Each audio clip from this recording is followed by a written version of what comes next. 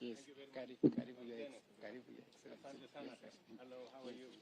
Very good. Habari zenu? Karibu ya fine.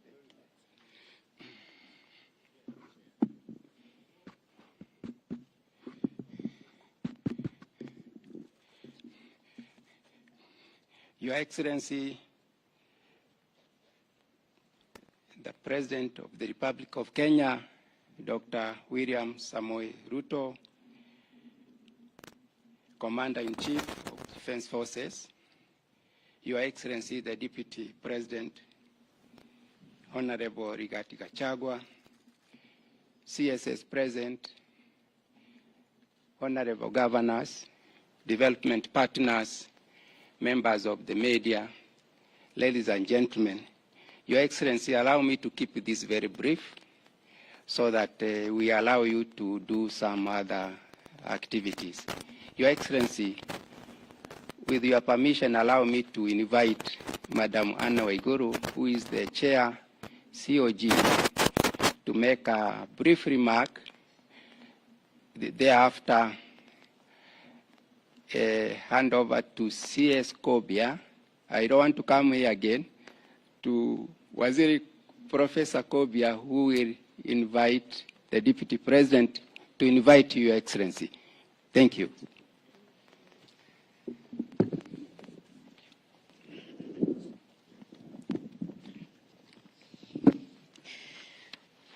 Your Excellency, the President of the Republic of Kenya,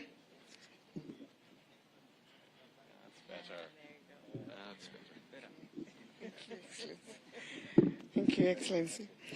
Your Excellency, the President of the Republic of Kenya, Your Excellency, the Deputy President, colleague Excellency Governors present, Cabinet Secretaries, Principal Secretaries, representatives of the development partners, other invited guests, ladies and gentlemen, good afternoon.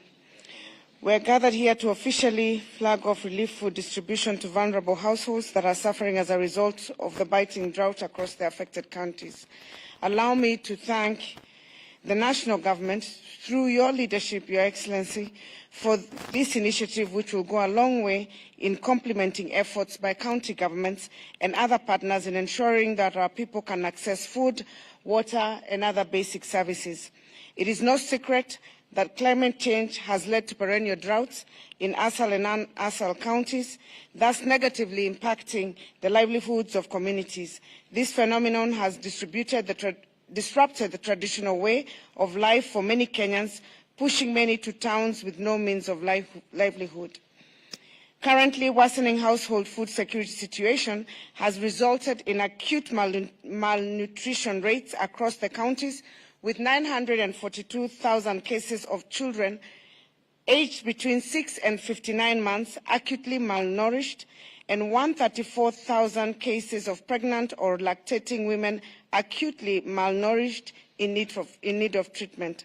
This underscored the urgency of consulted government intervention to save lives and protect also the livestock, which is the livelihood of many Kenyans and communities. Your Excellency, county governments have continued to take swift action to caution the vulnerable population against the scourge of drought through provision of food rations, animal feeds, and water. It is worth noting that with the drought situation in the country, counties continue to face challenges in mobilizing local resources to adequately respond to the drought situation. This is occasioned by the delays in release of equitable share of revenue by the National Treasury to counties, which is inconsistent with the dictates of the Constitution and the Public Finance Management Law.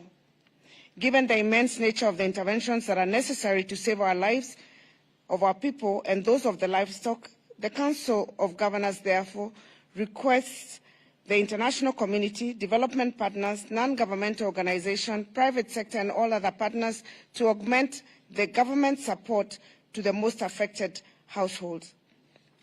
We further would like to request the national government through NDMA to fast-track the process of actualizing the Drought Emergency Fund, as well as immediately release the equitable share of revenue due to counties to scale up the humanitarian assistance to the households experiencing severe droughts.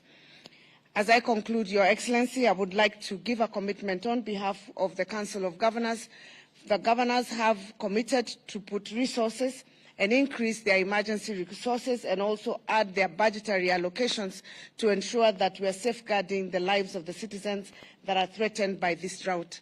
We thank you once again for your leadership that has been demonstrated starting this morning with the meeting with the Deputy President, and we urge our colleagues and give our commitment to continue collaborating with the national government to make sure that we have addressed this issue and no life is lost.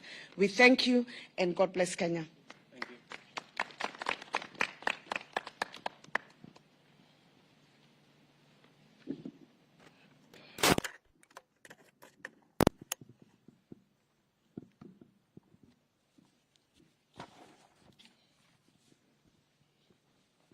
Your Excellency, Dr. William Ruto, President of the Republic of Kenya and Commander-in-Chief of Defense Forces, Your Excellency, Honorable Rigathi Gachagua, the Deputy President of the Republic of Kenya, Cabinet Secretaries present, Governors present, Development Partners present, ladies and gentlemen.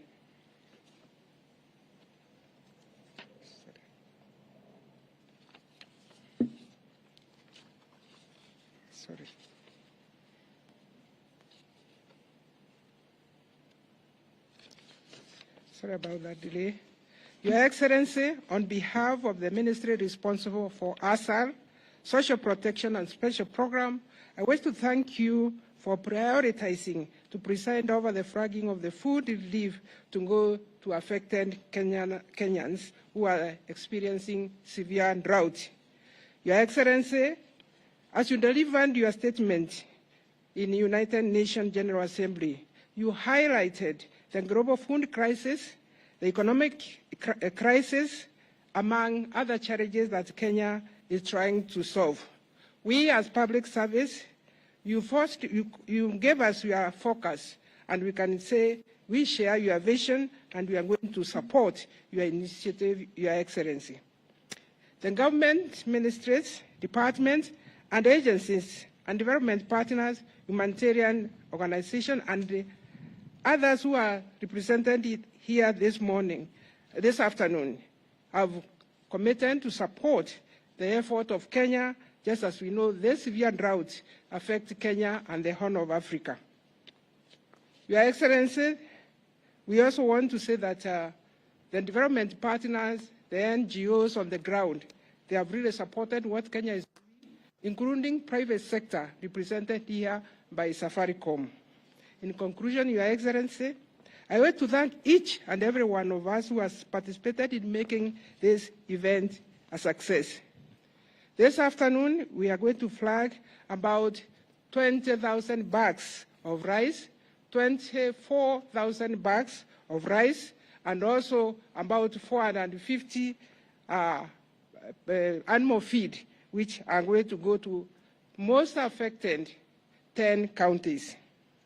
It is now my humble duty, Your Excellency, to invite our Deputy President, Honorable Rigathi Gachagua, to give his remarks, and thereafter invite you, Your Excellency. Karibu sana.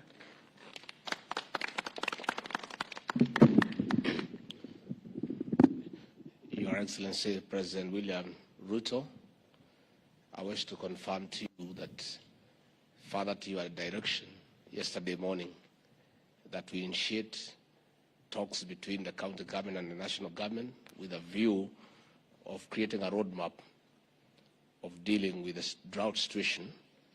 A meeting took place this morning under my chairmanship, and we have already briefed you that we have agreed on the way forward. And I want to assure the people of Kenya that the President has directed that he wants a continuous engagement because we serve the same people. And out of that consultation, a roadmap has already been created going forward. Your Excellency, let me also confirm to you that, further to your direction, that you want transparency in the distribution of relief food. It has been agreed that the food that you are flagging off today and subsequently will not be distributed by county commissioners alone. It will be a concerted effort between the national government administration, the county governments, and our development partners, so that there is transparency and there is efficiency. So, Your Excellency, let me also confirm the way you have directed that we meet weekly and give you appraised and the people of Kenya appraised on the situation on how we are dealing with this problem. With those few remarks, it is now my pleasure to invite the President of the Republic of Kenya to make his remarks. Karibu sana. Thank you. Thank you, Mr. Deputy President. Governors present here, ministers, friends who are partners with us in this effort from the World Food Programme, from Safaricom, from USAID, and all the other organizations present here today. Ladies and gentlemen, this afternoon we are here to flag off food, as has been mentioned by our CS responsible. We have in these 50 trucks 20,000 bags of rice, 20,000 bags of beans, and assorted animal feed, together with cooking oil that will go to the various parts of our country that today are facing serious challenges of drought. 3.5 million citizens in the Republic of Kenya are today severely affected by drought, not to mention livestock and other areas that are affected, delivery of water, the absence of pasture in many parts of our country. Currently, we have 23 counties across the country that are suffering the very serious and severe effects of drought. To avert any untoward further suffering of citizens in these areas, I did ask my deputy to convene a meeting of governors and all the other stakeholders, and we now have a plan of action to build on the plan that existed before, so that we can efficiently and expeditiously deal with the effects of drought in the various parts of our country.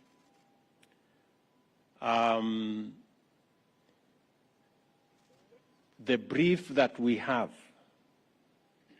is that the many people who are suffering food, water, and many livelihoods, loss of many types of livelihoods, including livestock. As I have said, about 3.5 million Kenyans are affected in this manner. The food we are flagging up today, the next consignment, I have already agreed with the ministry concerned and with Treasury to make resources available so that the next tranche will be on Friday, and on a weekly basis we will assess the situation and see what this intervention will mean for the people around the country and what additionally can be done as we go into the future. I want to commend development partners who are working with us, who are distributing food, those engaged in cash transfer on the ground.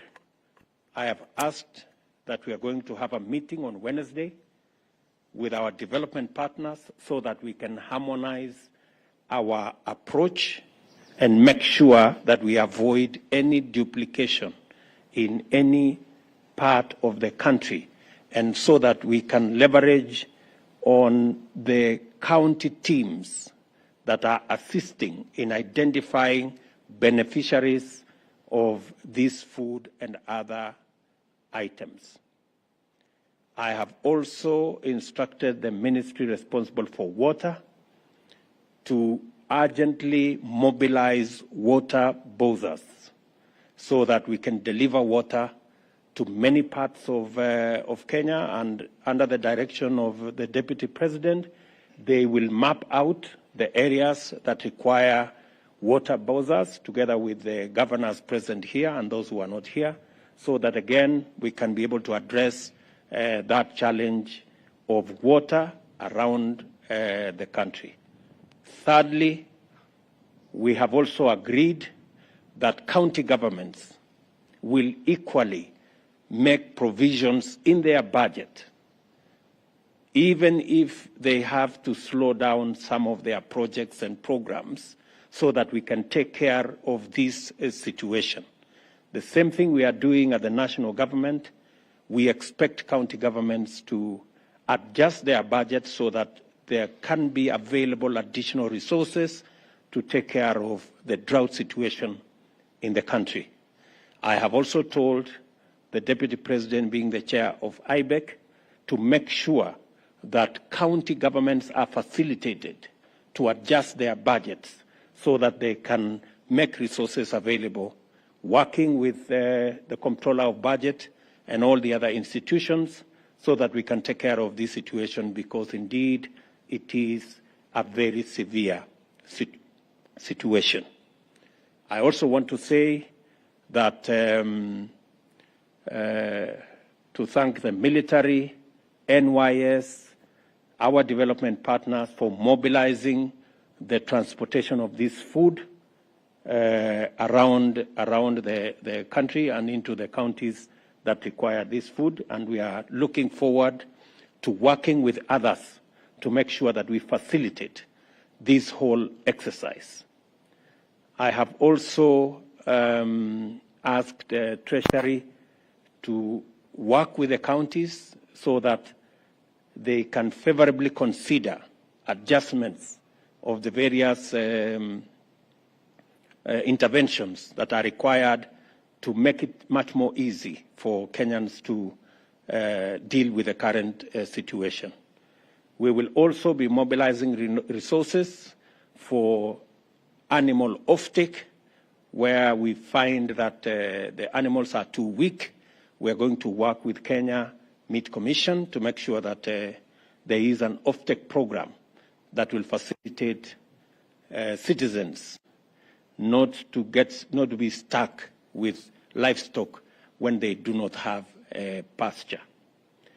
And finally, let me also say that I have asked the Deputy President to, on a weekly basis, make these consultations possible, so that we can monitor as government the steps that are required for us to ensure that no Kenyan dies of hunger as we manage the effects of climate change and as we think on the long-term solutions to this challenge. Finally, I am asking all our farmers across the country that we are now in the process of facilitating availability of fertilizer in many parts of our country, especially those with short rains. We will also mobilize for fertilizer for the long rains. I want to ask all farmers who had cut back on acreage under food production that the government of Kenya will support them fully in these short rains and in the coming long rains, so that we can produce sufficient food to take care of our food requirements as a country. And in the short term, we are working as part of our plan to ensure that we transit our agriculture from rain-fed to irrigation. And in so doing, we are going to be working with the private sector on the delivery of water under our public-private partnership.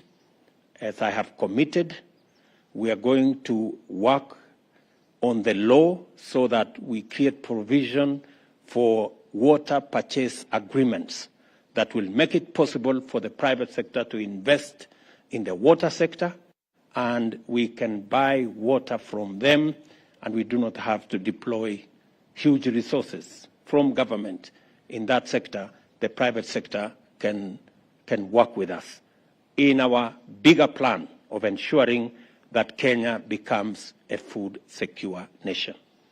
It is my hope that this will be among the last times we are doing this kind of ceremony, where Kenyans are facing starvation and hunger, and we have to do this.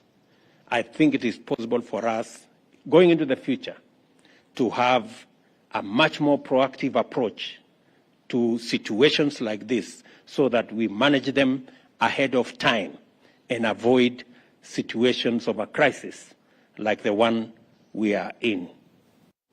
For the last 4 years, we have had failure of rain in many parts of Kenya. That is what has exacerbated this situation, and hopefully we should be able to be better prepared as we go into the future.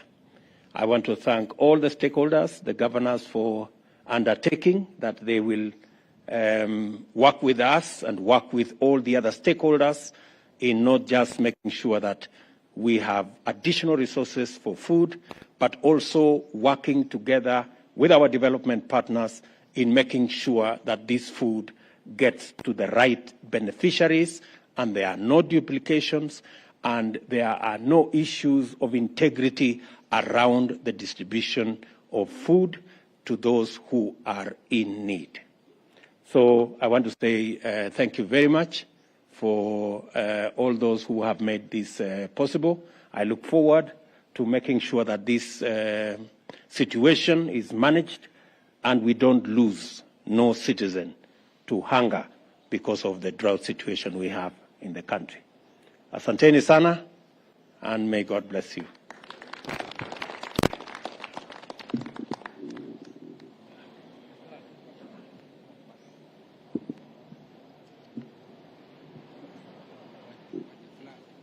So we can.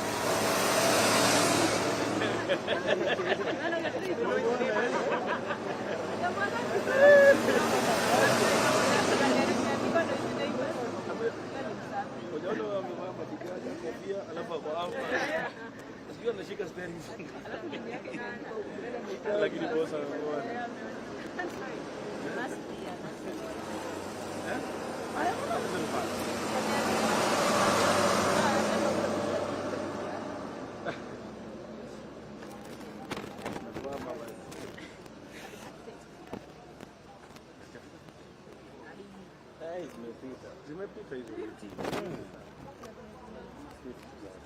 Are you sure?